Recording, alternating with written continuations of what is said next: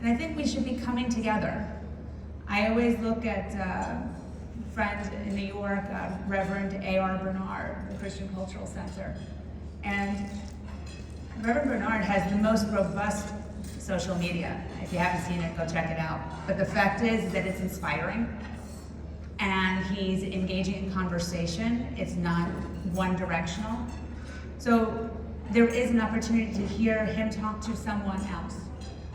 And I do think podcasts have a space here as well, because I think we have a longer time, more attention span, and we can have bigger, more robust conversations. So there's opportunity in everything. I wouldn't dismiss it out of hand, but we have to understand the power that it has in both directions. Let's do this. We only have just a couple minutes, really about 30 seconds each. Can I start with you, Nicole? How does faith inform your own personal well-being? And leave a message for this audience. You each have 30 seconds, and then we'll wrap this up. And what would you say as you think about your well-being, your family, your daughter, the world? Thank you. My own personal spiritual commitment and path for searching for truth and what I found has been greatly influenced by the religion that I was brought up in, and the sense of purpose that it gave me, knowing that life goes beyond this particular existence, and that there's purpose for that. And as I've looked at my daughter and others in my realm of influence that have struggled with mental health issues, there's a community out there that is ready to link arms and ready to help you, wanting to share that brotherhood and that sisterhood. And we're not in it alone.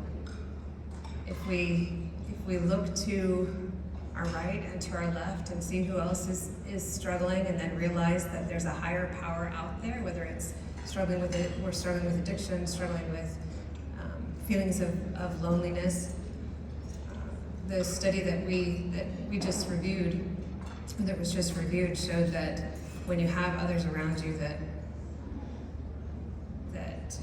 share in those feelings and beliefs, the whole community is leavened. And so I don't know if I have anything profound to leave with, other than it's the core of my existence. It's why I do what I do. It's why I spend the time that I do helping others. It's the motivating power of faith, which sometimes we in the media miss, so I appreciate that. Rabbi, your final thoughts? I think it's important to have a practice of mindfulness and gratitude. And those sound sometimes very amorphous. But in my practice, I get up every day and there's time for prayer. Many of our faith communities pray multiple times a day. But one of the great things that Judaism has taught me is that you're supposed to strive to say 100 blessings a day. Spend your time looking for the blessings. I spend my time looking for the blessings. And the greatest blessings I find are the people around me. If you can look at somebody that you've never met, who perhaps has said negative things, and you can find the divine within them. If you can look someone in the eye and see that they are created in that divine image, however you interpret that, then there's hope. You have to have hope. So I look for the blessings. I ask you to look for the blessings every day, not just on the good days, especially on the tough days. Because that's where it really, the magic happens. It's sitting down with somebody you've never met. It's sitting down and having conversations. It's being present. You know, I remember once meeting somebody and they're shaking your hand and they're kind of looking over your shoulder because they're looking to see who else is coming. And spend the time with the person in front of you. I often think about young people at the dinner table these days. And I once had a student who came into Hebrew school and was very upset because there was, mom and dad were on the phones, BlackBerry days, at the dinner table. And he said, they don't ask me anything. They don't even look up from the screen. And again, that's mindfulness. It's seeing the other person and finding the blessing, because the blessing is not necessarily behind the little screen. It's in the connections in our lives. Thank you, Rabbi. Anila, we have about 30 seconds.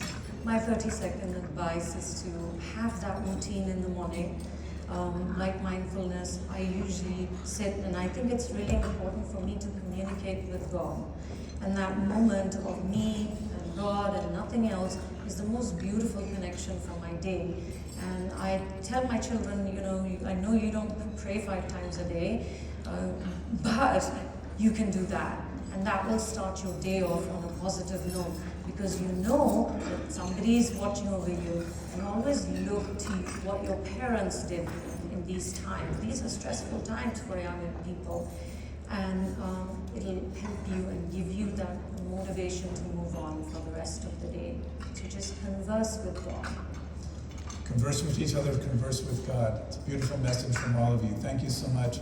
On behalf of Deseret Management Corporation, Radiant Foundation, the Deseret News, which I'm a part of, we believe strongly in faith, in truth, in light. We have about 150 copies of this report. Please pick one up. It's available to you. And look for us online. Please give a round of applause to these wonderful leaders. Thank you so much.